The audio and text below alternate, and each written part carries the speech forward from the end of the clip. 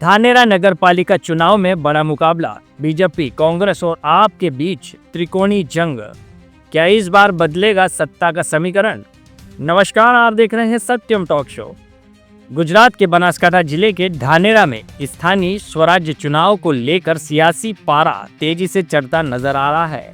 धानेरा नगर पालिका चुनाव इस बार बेहद खास और रोमांचक होने वाला है, जहां मुकाबला अब केवल दो पार्टियों तक सीमित नहीं रहा बल्कि त्रिकोणीय हो चुका है। एक और सत्ताधारी भाजपा अपने गढ़ को बचाने के लिए पूरी ताकत झोंक रही है और दूसरी ओर कांग्रेस सत्ता विरोधी लहर का फायदा उठाकर वापसी की उम्मीद लगाकर बैठी है। वहीं आम आदमी पार्टी की एंट्री ने इस चुनाव को और दिलचस्प बना दिया है। आप साइलेंट किलर की तरह उभर रही है और कई वार्डों में मजबूत चुनावी चुनौती पेश कर रहे हैं। धानेरा, जो व्यापार और कृषि का अहम केंद्र माना जाता है, इस समय पूरी तरह चुनावी रंग में रंगा नजर आ रहा है। गली गली और चौक चौराहों पर सिर्फ चुनाव की चर्चा सुनाई दे रही है। भाजपा इस चुनाव को प्रतिष्ठा की लड़ाई मानते हुए डबल इंजन सरकार के विकास कार्यों को जनता के सामने रख रही है। पार्टी राज्य सरकार की योजनाओं और फंड से हुए कामों को गिनवाकर वोट मांग रही है। हालांकि भाजपा के सामने आंतरिक गुटबाजी और टिकट के दावेदारों की लंबी कतार एक बड़ी चुनौती बन सकती है। बागी उम्मीदवार चुनावी समीकरण बिगाड़ सकते हैं। वहीं कांग्रेस इस बार पूरी तैयारी के साथ मैदान में उतरी है। स्थानीय पार्टी स्थानीय मुद्दों को जोर शोर से उठा रही है, जिनमें बारिश के पानी की निकासी, खराब सड़कें, ट्रैफिक समस्या और भ्रष्टाचार जैसे मुद्दे शामिल है। कांग्रेस का दावा है कि जनता अब बदलाव चाहती है और इसी भरोसे पार्टी डोर टू डोर अभियान चला रही है। इसी बीच आम आदमी पार्टी शिक्षा, स्वास्थ्य और पारदर्शिता के मुद्दों को लेकर जनता के बीच पहुंच रही है। दिल्ली और पंजाब मॉडल का हवाला देकर आप खासकर युवाओं और महिलाओं को आकर्षित करने की कोशिश कर रहे हैं। कुछ क्षेत्रों में आपको मिल रहा बड़ा समर्थन बड़े दलों के लिए चिंता का विषय बन गया है और कई वार्डों में त्रिकोणीय मुकाबला देखने को मिल रहा है। मतदाता अब केवल वादों से संतुष्ट नहीं है, वे ऐसे प्रतिनिधि चाहते हैं जो उनके बीच रहकर उनकी समस्याओं का समाधान करे। जाति समीकरण, स्थानीय मुद्दे और उम्मीदवारों की छवि इस चुनाव में अहम भूमिका निभाएंगे। अब देखना दिलचस्प होगा कि धानेरा की जनता किसे अपना समर्थन देती है और किसके सिर विकास का ताज सजता है। છેલ્લા ઘણા સમયથી વહીવટદાર તરીકે અહીંયા નગરપાલિકા વહીવટ ચાલે છે અને લોકલ બોડી ન હોવાને કારણે ભારતીય જનતા પાર્ટીના ઇશારે વહીવટદાર નગરનો વહીવટ કર્યા છે અને જેના કારણે નગરની અંદર ગટરો ઉભરાઈ જાય છે, રસ્તા પર ઠેર ઠેર ગંદકીના ઢગલા જોવા મળ્યા છે અને પાણીની પણ મોટી સમસ્યા છે। લોકો ત્રાહિમામ પુકાર્યા છે અને હવે ચૂંટણી જાહેર થઈ છે ત્યારે આ વખતે ધાનેરા શહેરમાં નગરપાલિકાની 7 વોર્ડમાં કોંગ્રેસની બોડી ચૂંટણી લડી રહી છે અને 7 વોર્ડમાં કોંગ્રેસની ઉમેદવાર વિજય થવાના છે અને લોકોને જે છેલ્લા ઘણા સમયથી વહીવટમાં જે મુશ્કેલી પડતી હતી તે મુશ્કેલી દૂર કરી અને સુંદર પ્રજાનું એક શાસન જે આમ લોકો કહી શકાય તેવું શાસન આપવા અમે કટિબદ્ધ છીએ। આગામી ચૂંટણી સૌરાષ્ટ્ર નગરપાલિકાની ચૂંટણીઓ જે આવી રહી છે એની અંદર આપણે એવા ઉમેદવાર ચૂંટીએ જે બાળકો માટે રમતગમતનું મેદાન, બગીચો તેમજ જે પરીક્ષાઓની તૈયારી કરતા વિદ્યાર્થીઓ માટે એક લાઇબ્રેરીની સુવિધા કરી શકે એવા નેતાઓને આપણે ચૂંટીને મૂકીએ। એવા નેતાઓને ના ચૂંટીએ જે 5 વર્ષમાં જ્યારે ચૂંટણી આવે ત્યારે દેખાય અને 5 વર્ષ પછી તમને એ માણસ દેખાવા ના મળે। આવા ઉમેદવાર ચૂંટી ના મૂકીએ। એવા ઉમેદવાર ચૂંટીને મૂકીએ જે લોકોનું હિત વિચારે, વિદ્યાર્થીઓનું હિત વિચારે અને બાળકોને રમતગમતમાં પ્રોત્સાહન મળે એના માટે મેદાન ફાળવે એવા ઉમેદવારોને વોટ આપીને જીતાડીએ એવી આશા રાખું છું जनता જોડે। હાલમાં સ્થાનિક સ્વરાજ્યની ચૂંટણીના પડઘમ વાગી રહ્યા છે। બધા જ કહેવાતા આગેવાનો ઉમેદવારી નોંધાવવા માટે થનગની રહ્યા છે।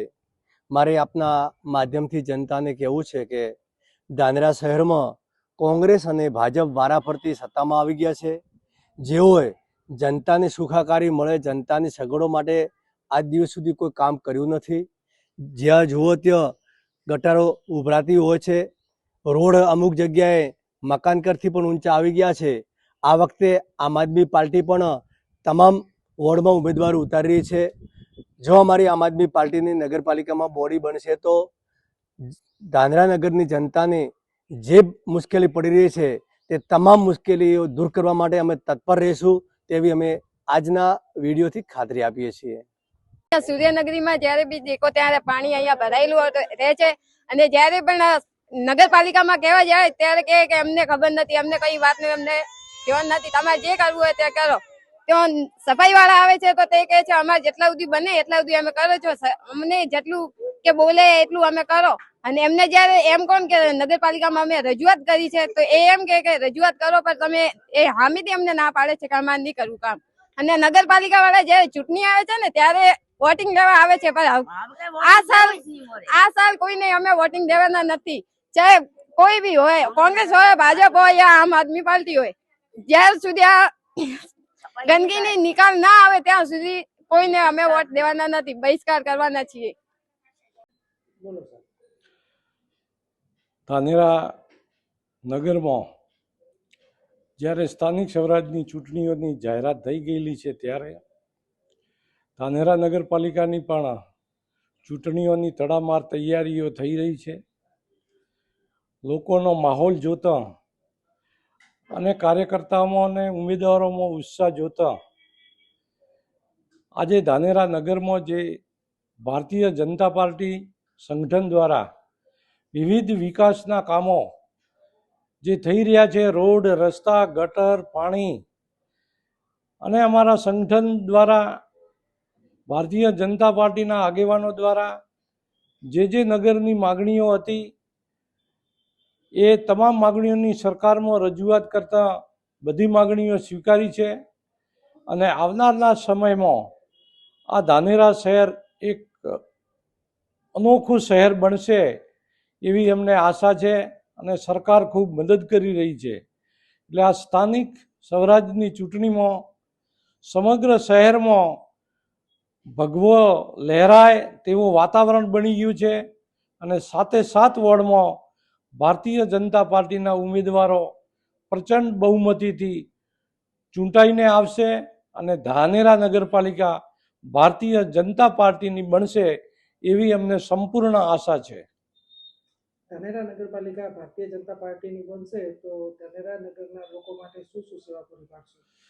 ધાનેરા નગરમાં જે લોકોને સુખાકારી માટે અવારનવાર નગરપાલિકામાં કામની જરૂરિયાત પડતી હોય છે, ભારતીય જનતા પાર્ટીની બોડી છે તો લોકોના જે પ્રશ્નો હશે, અમારો વહીવટી નિર્ણય એવો હશે કે લોકોને ઘરે બેઠા પોતાના જે પણ કંઈ પ્રશ્નો હોય તો ઓનલાઈન ને મેસેજ દ્વારા પણ તેઓ રજૂઆત કરી શકે અને એના માટે એમને કચેરીએ ન જવું પડે. ઘરે બેઠા એમના કામ તાત્કાલિક પૂરું થાય અને એમની બધી સેવા પૂરી પાડવાનું કામ ભારતીય જનતા પાર્ટીએ નક્કી કર્યું છે અને લોકોને સુખાકારી આપશે તેવું ભારતીય જનતા પાર્ટીનું લક્ષ્ય છે. અત્યારે નગરપાલિકાની ચૂંટણી જાહેર થઈ ગઈ છે અને નગરપાલિકા દ્વારા એવા દાવા કરવામાં આવે છે કે ધાનેરામાં બધી રીતે સારું કામ થઈ રહ્યું છે, ધાનેરાનો વિકાસ થઈ ગયો છે. પણ ખરેખર જોવા જઈએ તો ધાનેરાનો વિકાસ અત્યારે બહુ જ અટકેલો છે.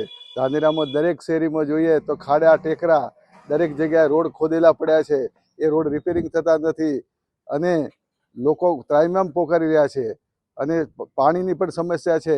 અને ખાસ કરીને જે કહીએ કે નગરપાલિકા ખુદ છે એ નગરપાલિકાની મકાન જે છે એ 3 ભાગોમાં હાલ વેચાયેલું છે. હવે લોકોને કઈ જગ્યાએ કયું કામ કરાવવા જવું એ પણ ખ્યાલ આવતો નથી અને જન્મ મરણ શાખામાં જઈએ તો અપડેટ કરવાના પૈસા લેવામાં આવે છે અને મારી પાસે એના પુરાવા પણ છે. એ ખરેખર મફતમાં કરવાનું હોય છે, છતાં પણ લોકોને લૂંટ ચલાવવામાં આવે છે. તો આવું બધું બંધ થવું જોઈએ અને છતાં આમાં નગરપાલિકા ધ્યાન રાખતી નથી અને કર્મચારીઓ જે મેઇન કર્મચારી હોય છે એ રૂપિયા છાપે છે બેઠા બેઠા, લોકોને હેરાનગતિ કરે છે. તો શાનો વિકાસ કર્યો છે? ખાલી ભ્રષ્ટાચાર, બીજું શું? ખરેખર આ બધું દૂર થવું જોઈએ અને આ ચૂંટણીમાં લોકો સારા ઉમેદવારોને મૂકે, બરોબર, તો સારું કામ થઈ શકે છે એમને. ધાનેરા નગરપાલિકાની સામાન્ય ચૂંટણી યોજવાની છે તો ધાનેરા નગરની અંદર ભારતીય જનતા પાર્ટી જ્યારે વહીવટ કર્યો છે અને ઉપર પણ કેન્દ્ર સરકારની અંદર ભાજપ છે, રાજ્ય સરકારની ભાજપ છે અને ભાજપ સરકારના વખતમાં નગરપાલિકાની જે વિકાસની હરણફાળ ભરી છે આ વખતે પણ ભારતીય જનતા પાર્ટી જે પણ નગરપાલિકાની ભારતીય જનતા પાર્ટીના ઉમેદવારોને ટિકિટ આપશે એ ઉમેદવારોને બહુમતીથી અમે બધા સાથે રહીને અમને ચૂંટશું અને ભારતીય જનતા પાર્ટીનો વિજય થાય, ભવ્ય વિજય થાય એવા બધા પ્રયત્નો કરશો. આ વખતે ભારતીય જનતા પાર્ટીની બોડી બને, નગરના વિકાસની અંદર નાનામાં નાના માણસના સુખાકારી માટે કામકાજ થાય, જેના માટે અમે અથાગ પ્રયત્ન કરીશું. અને કાયમના માટે આ નગરપાલિકાની અંદર હું પણ જ્યારે 2008ની અંદર પ્રમુખ બન્યો હતો અને 2.5 વર્ષની અંદર પ્રમુખની કામગીરી કરી હતી, જ્યારે નગરપાલિકાની અંદર ત્રિકોણિયાની અંદર રાજ્ય સરકારમાંથી, શહેરી વિકાસમાંથી જમીન માટેના જે સિટી સર્વેની અંદર જે પૈસા ભરવાના 5 કરોડ રૂપિયા લોન લઈ અને જે ત્રિકોણિયાની અંદર 142 દુકાન બનાવવામાં આવી હતી, એના પછી અમારી મુદત પૂરી થઈ ગઈ. અને જ્યારે એના પછી જ્યારે નગરપાલિકાની ચૂંટણી આવી ત્યારે કોંગ્રેસની બોડી આવી, કોંગ્રેસના બોડીની અંદર 34 કરોડની અંદર એના પૈસા ઉગ્યા હતા. પરંતુ જે નાણાં કઈ જગ્યાએ ગયા અને ક્યાં વિકાસ થયો એ નજરે દેખાતું નથી. જેના લીધે આ વખતે ધાનેરા નગરજનોને મારી સૌને વિનંતી છે કે આ વખતે ભારતીય જનતા પાર્ટી જેને પણ ટિકિટ આપે તેને ધાનેરા નગરજનો સાથે મળીને દરેક ઉમેદવારને જીતાડે એવી મારી અપેક્ષા છે. અને આ વખતે 100% ભારતીય જનતા પાર્ટીની બોડી બનશે અને ધાનેરા નગરના નાનામાં નાના માણસ અને દરેકને સાથે રાખીને કામ કરશે એવી પણ મને અપેક્ષા છે.